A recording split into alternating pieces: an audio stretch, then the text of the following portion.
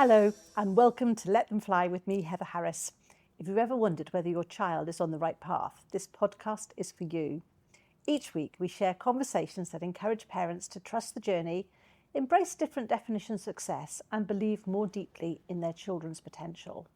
Today I'm joined by Lauren Hamilton, British founder of Ride Skipper, a Dubai-based safety driver service built on a simple idea: vetted, trained drivers that use your car to get you to where you need to go.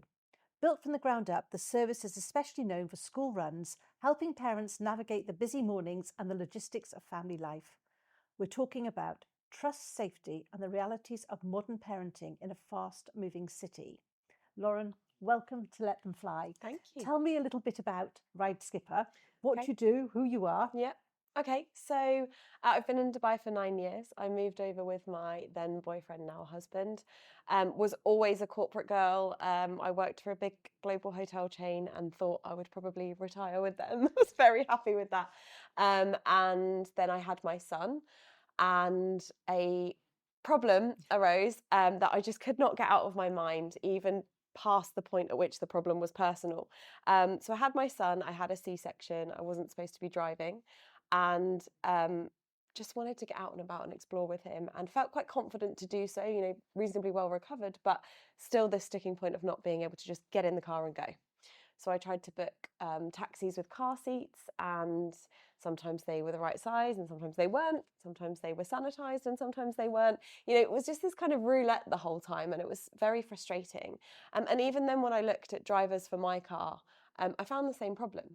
Sometimes they're bright-eyed, bushy-tailed, well-groomed, ready to go, safe, calm, no drama, and other times not. And the issue is you don't know until they show up on the door. So you might have booked a baby class or whatever you've booked, and then you've got this kind of unnecessary stress. And some might say it's a first world problem, but it was a problem nonetheless, which I felt could be fixed. So spent about a year complaining to my husband about it, frankly, and saying this is nonsense. Why is it like this? And the more research we did, the more we discovered that most of the drivers in Dubai operate on this kind of gig economy commissionable model, which, if you think about it, incentivizes you to rush, because the faster you drive, the more clients you can, service in a day, and the more money you make. And we thought, well, if we turn everything on its head and we give them from the outset stability and security, a fixed monthly income, they know what they're going to earn, maybe, just maybe, that might promote a safer, calmer experience for the client. And so far, the thesis appears to be true. Yeah, I mean, I don't think there's a person in Dubai that hasn't got in a taxi and gone, are we on an F1 Formula racing track? I really feel like I am. And you go, I'm not in a rush. And they're like, well, I am. Cars are thrown in just to make it a bit more exciting. Exactly, yeah. They're allergic to the indicators often as well, which I find a little bit stressful. So you set up this amazing service, and I know it's amazing, and all we ever hear is very good things about it. Thank and you. Also the fact that you are employing people that are vetted. I mean, they're vetted, they're visaed, they're all the things that we're seeing that aren't happening. Yeah. What's been the feedback from the client base? Very, very positive. So we have an overwhelming majority of clients who book once and then continue to book. And what I love is that they might book for one reason and come back for another. So perhaps they use us to get to the airport for their summer trip. Your kids are safe, they're in their own car, in their own car seat. And then they might think, this is good, this is a good idea, why haven't I used this before? And then they'll use us for school runs, or they'll use us for, getting the kids to and from classes or after school activities. So we see this kind of, they come into our ecosystem, if you like, and then they don't really leave, because there's lots of different reasons that they say, I'm just going to Ride Skipper that because, I've got a clash in my diary or whatever it might be. I think it's safety as well, isn't it? Because I know when we spoke before, you said that quite often the same driver, they will use the family car. They drop dad to work, they come back, get the kids, drop the kids to school, come back and get mum, and there's a sort of, they do the chauffeuring for your family effectively. Exactly. So you can book us for anything from a one-off journey all the way through to a full-time driver and everything in between. And even at the full-time scale of things, people say, well, why would I not just hire a driver directly? And you can, but again, you've got this issue of how are you vetting him? how are you getting his visa sorted? That can be quite an expensive process. And then how does he get to your house every morning? How does he get home every night? So the logistics and the kind of operational side of managing it, the life admin, if you like, is all taken away, and we just handle that. And I think the reality of having a driver in your own home is there's very few families who need that driver during the day. Absolutely. They need them at both ends of the day. Exactly. And then the drivers are sat around doing nothing. And, Yeah. and it's a waste of resources, really. It is. It's a waste of resources, and obviously it means that we can work on a more cost-effective model, because between him dropping your kids in the morning and him coming to get your kids in the afternoon, we pick him up from your school or your home, wherever your journey finishes, and then we take him off and he helps other clients doing other things, and then he comes back for you in the afternoon. So we're able to kind of utilise him during your downtime, which makes it more cost effective for you as well. And all your drivers speak English, presumably, to a fairly good standard. Correct. They have to be able to understand me. And if they can't, and then the new level, we've unlocked a new level, because I've got a head of operations who joined us 6 months ago, and she's from the north of England. So now they have this kind of combo of, right, can they understand Lauren? Can they understand Hannah? Okay, tick, tick, tick. They're really on it with the English. They do English in that case, yes. Exactly, yeah. Correct. And I think that makes it different for families, because I know we've had drivers in our house and the English has always been challenging. Yeah, and I think it's one of those things, it's not just irritating, but it's also, if I'm going to trust you and leave my son in the car with you, I need to know that if there's a problem, you can communicate it with me. God forbid, if there would be an accident or a delay or whatever the problem might be, I need them to be able to articulate that with our clients, and that our clients feel safe in the knowledge that, he's got it covered, he's on top of it, he's got it handled. Yes, yeah, absolutely. I saw on your social media recently you once sent a client to a competitor. Yes, indeed. So we do have a bit of an issue, which as a startup is a brilliant problem to have, with availability. So the service kind of landed and then exploded, because mums tell other mums when they like stuff. So we've been trying to grow the business, but we are bootstrapped, we are self-funded. So I can't just go out and double the number of drivers overnight, right? I have to kind of pace myself a little. So it does often occur, unfortunately, that a client will try to book and we don't have availability. And I hope, let's see what happens with that lady. But for me, if somebody is in a bind and they're having a challenge and they just need to get their kids safely from A to B, that's not the moment to pitch. That's not a cold sell about all the reasons we're better than our competitors. She knows that. She uses us regularly. Actually, what she needed in that moment was, all right, I wanted to use Ride Skipper. I couldn't. What's my next best option? Yeah. So let's see. Yeah, I think she'll come back. I'm sure. I'm sure. And I know we've had a conversation, and you set up this amazing initiative about road safety, because it's something you are really passionate about. Absolutely, yeah. I feel really strongly that road safety doesn't just come from authority. It needs to be kind of individuals taking accountability. We've all seen it: children on Sheikh Zayed Road jumping up and down the back of the car, kids pulling into the school that aren't strapped into a car seat. Dare I say, you might see people having a really nice time in the evening and making poor choices about driving themselves home versus an alternative. So I think that more can be done in the UAE, and I think it's not for a lack of commitment from government entities, but it's just that individuals need to be almost better educated around the risks. It's very interesting, this road safety initiative that we've started. One of the car seat manufacturers is part of it with us, and they commissioned some research into why people don't use car seats. Because it's actually more often than not. So by law, you must have your child in a car seat until at least age 4. That's the law here in the UAE. In reality, we all see that that's not always the case.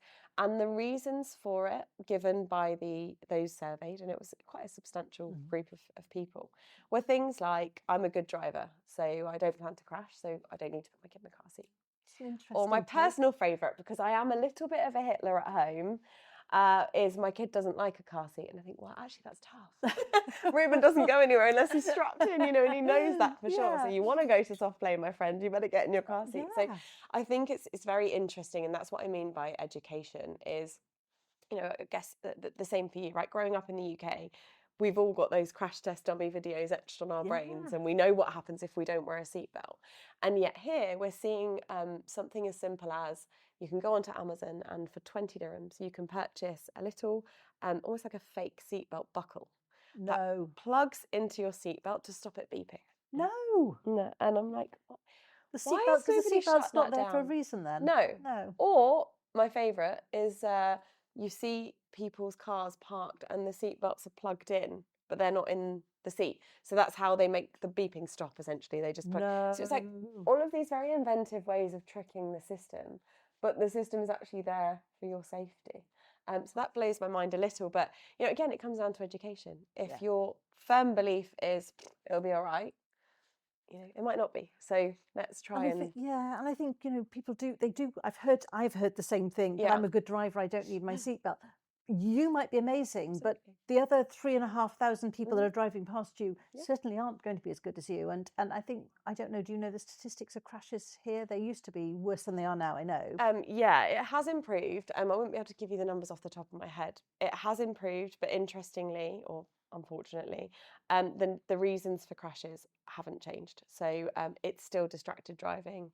It's still using your phone while you're driving, and the reason for injuries are still, wasn't wearing a seatbelt, etc., etc. So more work can and I should be know, done. just for the sake of just when I was little, we grew up with clunk click every trip, Exactly. and Yeah. Same. for the sake of a clunk click, Yeah. it doesn't make sense that you put your life at risk. No, exactly. And this is what we want. And I think it starts with the kids because, there was a funny video that we posted on Instagram, but the sentiment was serious. And it was my then 2.5-year-old son chatting away about why he needs to be in his car seat and what he would do if somebody tried to put him in the car without a car seat.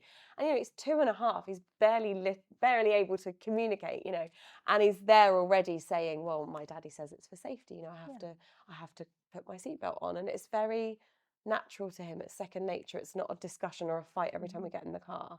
And I think if we could get that into the minds of the smaller children, then they will grow up with that the same way we I think do. there's a sort of, I don't know about you, but I know if I don't put my seatbelt on, I actually feel uncomfortable driving because I've forgotten something. It's you part of that notice it. whole sort of Yeah, mirror signal maneuver type 100%. thing, isn't Yeah, it? yeah, exactly. It has to Exactly do that. So yeah, I think there's lots of work that we're planning and lots of work that can be done, and I'm excited about that. And within your Ride Skipper, obviously every child has to have a seatbelt on before they pull out, before the car Yes, moves. correct. The driver won't travel, and he's taught that, and it's actually in the terms and conditions with the client that while the driver is operating your vehicle, the expectation is you're strapped in, your children are in their car seats. We're not gonna just like he won't speed. We see it as the same thing. If you ask him to do 150 kilometers an hour, he'll say no. If you ask him to drive without your seatbelt on, he'll say no. So. And how do you handle? Because obviously you're going to have a face off with some clients who are like, well, I never wear a seatbelt. What would you say to them? Do you know, it's interesting. I think because people gravitate towards us because of the safety element. I haven't yet, touch wood, in the 2 years that we've been operating, had the experience where a driver has had to, he's had to remind kids or whatever, but never a situation where there's been a standoff and, the journey hasn't taken place.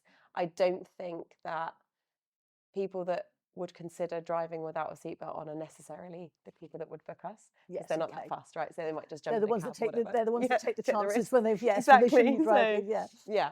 And what's the next plans for Ride Skipper?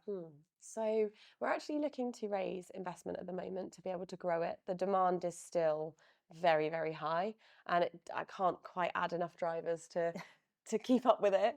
And of course you have to be careful when you scale any business that the quality doesn't suffer. So it's about slowly but intentionally scaling the business so that we can help more and more families. And we feel that the best way to do that would be to kind of onboard an investor. So that's our next. It's a real career change from hospitality into, I mean, it's still service, I guess, but how did you learn about the systems and the booking systems and everything you needed back end to make this happen? With a lot of hard work, a lot of blood, sweat and tears, and a lot of mistakes, honestly. When I think about, the tech and the platforms and things that we tried to build, that's probably where the majority of what we've invested so far has gone.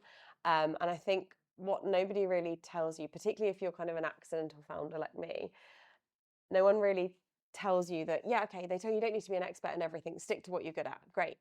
But there are areas of the business that you absolutely must understand as a business owner and as an operator of the business. And you can't, when you're a bootstrap startup, you cannot just hire in every area that you're deficient in, right? I can't hire a finance director and a tech director and a this and a that. So my husband got roped in.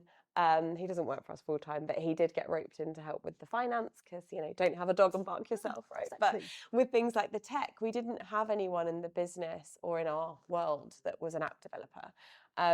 So it's costly and it's difficult to find people that you can trust. And you learn as you go, but yeah, I find it really hard.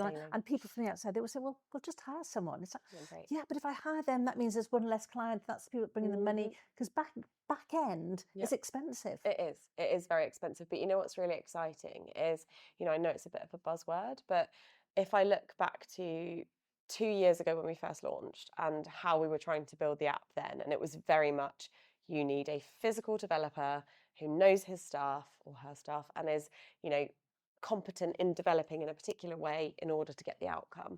And that might actually have been 4 people's jobs because they're doing slightly different things. And what we're looking at now is, and what's being built now is AI first. And it's one person who is literate in developing in that space, and they are able to cover those kind of 4 roles. So actually the cost of building the back end has really greatly reduced, and the quality and the speed of the output has increased. So I feel better than I did 2 years ago. Let's put it that way. I mean, we're still not quite there, but what's being built is really exciting. And it's also, again, talking about scaling something.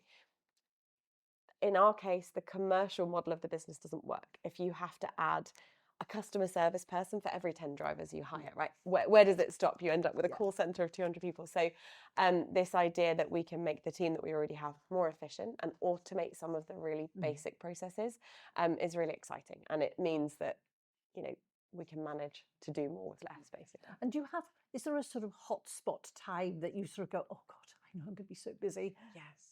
Oh, yes. On a Saturday.